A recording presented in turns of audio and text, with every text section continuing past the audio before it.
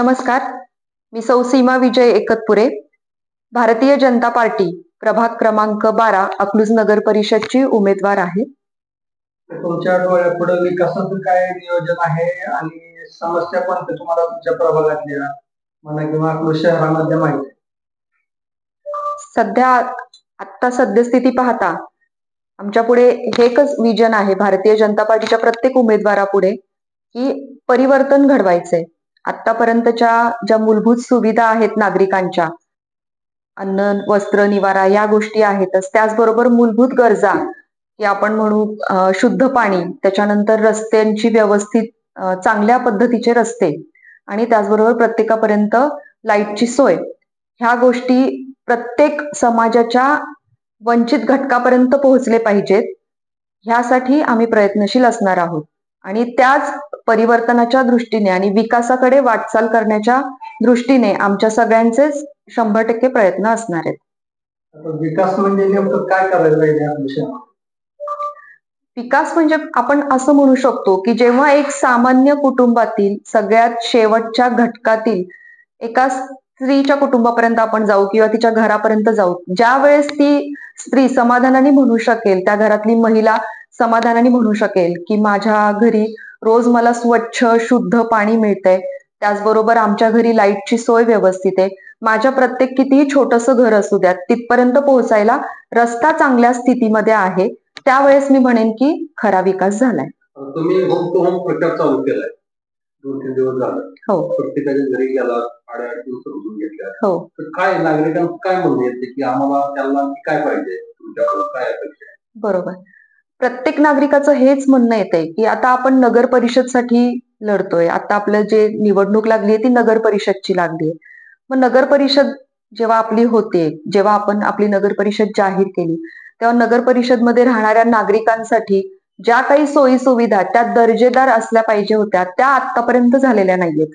अजूनही लोकांच्या पिण्याच्या पाण्याचा प्रश्न भयंकर गंभीर आहे. पाणी टंचाई असणं ही गोष्ट वेगळी, पण ते पाणी शुद्ध असणं हा सगळ्यात महत्वाचा मुद्दा आहे, कारण हा आपल्या आरोग्याचा मुद्दा येतो. त्याच्यानंतर पाण्याच्या ज्या पाईपलाईन आहेत त्या शक्यतो प्रत्येक ठिकाणी आपल्याला पाहायला मिळतं की त्याच्यामध्ये दूषित पाणी मिसळलं जातंय आणि मग ते पाणी आपल्या आरोग्यासाठी कितपत योग्य आहे, त्याच्या पाठीमागे मग आपल्या कुटुंबाचं आरोग्य कसं धोक्यामध्ये येऊ शकते, ह्या गोष्टी महत्वाच्या आहेत. सांडपाण्याचा निचरा व्यवस्थित होत नाहीये, त्याच्यामुळे मच्छरांचा प्रादुर्भाव आहे. त्याचबरोबर सांडपाण्याचं किंवा कचऱ्याचं व्यवस्थापन पण नीट होत नाहीये. त्याला एक पद्धतशीरपणे तो कचरा गोळा केला जात नाहीये आणि त्याच्यामुळे मग महिला भगिनींची खूप अशी गैरसोय होते. माळेवाडी ग्रामपंचायत होती, त्यानंतर आपण नगर परिषदेमध्ये विलीन झाली. त्यानंतर काय सुधारणा झाली का? ग्रामपंचायत होती त्यावेळी ते माळेवाडी आणि आताची माळेवाडी काय फरक झाला? तसं पाहायला गेलं तर उलट कराचा बोजा माझ्या सामान्य माळेवाडीतल्या नागरिकांवर वाढलाय. माझी एवढीच अशी विनंती राहील समस्त माळेवाडी किंवा अकलूजच्या ग्रामस्थांच्या सर्वांच्याच वतीने की जे कर आम्ही सर्वसामान्य जनता भरतोय तेवढ्याच सगळ्या सोयी सुविधा हक्काच्या आम्हाला मिळाल्या पाहिजेत. तसा विकासही इथला झाला पाहिजे, कारण अजून खूप असे आमचे ग्रामस्थ आहेत की ज्यांची हातावरची पोट आहेत, जे मोलमजुरी करून जगतायत आणि मग त्यांना ह्या सगळ्या ज्या आपण नगर परिषदच्या नुसार जो कर आकारला जातोय तो प्रत्येकालाच म्हणजे हातावरचं पोट आहे, आपलं रोजचं जगणं जगून तो भरता येईल इथपर्यंत अजून सगळे नागरिक सक्षम नाहीयेत, प्रत्येक घटक सक्षम नाहीये. त्याच्यामुळे मग जर आपण तो कर भरतोय तर त्या प्रमाणातच सर्व सुविधा दर्जेदार मिळाव्यात याच्यासाठी आम्ही नक्कीच प्रयत्नशील असू. नवीन कोणत्या योजना तुमच्या डोक्यात आहेत की ज्या शहरामध्ये राबवतात?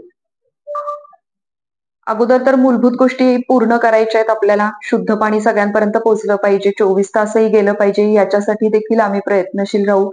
त्याचबरोबर रस्त्यांची सध्याची दुरावस्था आहे, ते रस्ते मुळात सुधारले पाहिजेत, कारण सगळ्या शाळांचे जाण्याचे येण्याचे रस्ते इथेच आहेत किंवा मोठी वाहनांची रहदारी देखील इथूनच आहे.